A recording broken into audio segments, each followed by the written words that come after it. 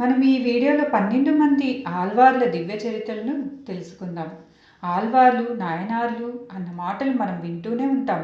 ఆళ్వారు అంటే విష్ణు భక్తులని, నాయనార్లు అంటే శివభక్తులని సాధారణంగా అందరికీ తెలిసే ఉంటుంది. అయితే ఈ ఆళ్వార్లు ఎవరు, వారి కథ ఏమిటి అన్న విషయం మాత్రం మనలో చాలామందికి తెలిసిండకపోవచ్చు.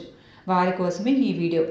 ఆళ్వారు అన్న మాటకు జ్ఞాన సముద్రంలో మునిగి తేలినవాడు అని అర్థం. ఆళ్వారుల్ని దివ్యసూరులు అని కూడా అంటారు. వీరు పరమయోగులు. శ్రీమన్నారాయణమూర్తి యొక్క పరివారమే ఇలా 12 మంది ఆళ్వారులుగా జన్మించారు. ఇందులో పోయిగై ఆళ్వార్, భూదత్త ఆళ్వార్, పే ఆళ్వార్ ఈ ముగ్గురిని కలిపి ముద్ర ఆళ్వార్లు అంటారు. అంటే 12 మంది ఆళ్వారుల్లో మొదటివారు అన్నమాట. వీరు ముగ్గురు ద్వాపర యుగంలో ఒకే సంవత్సరంలో కాంచీపురానికి సమీపంలో ఒక్కొక్క రోజు తేడాతో జన్మించారు. వీరిని శ్రీ వైష్ణవంలో యోగిత్రయంగా భావిస్తారు. 12 మంది ఆళ్వారుల్లో మొదటి వారైనటువంటి పొయ్యిగే ఆళ్వార్ శ్రీ మహావిష్ణువు సంకమైన పాంచజన్య వంశంతో జన్మించారు. తమిళనాడులో తిరువెంక అని ఒక ఊరుంది.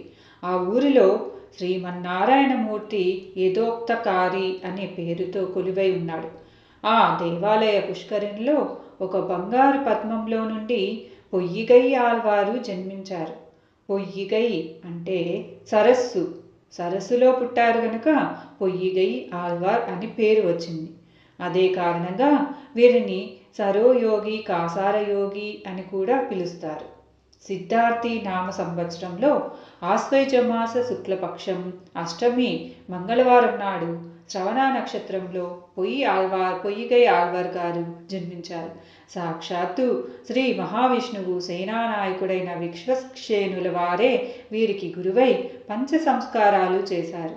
ఈయన రచించినటువంటి దివ్య ప్రబంధం పేరు మొదల్ తిరువందాది. ఇందులో మొత్తం 100 పాసురములు ఉంటాయి. పాసురము అంటే ఒక దివ్యమైన కీర్తన. ఇక రెండవ ఆళ్వార్ భూదత్త ఆళ్వార్.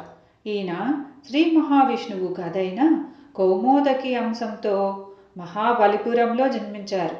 ద్రావిడ భాషలో ఈ ఊరిని తిరుక్కడలమల్లై అంటారు.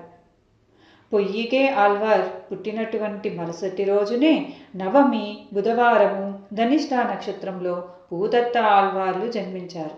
పొయ్యిగై ఆళ్వార్ పద్మంలో నుండి పుడితే భూదత్త ఆళ్వార్ మాధవి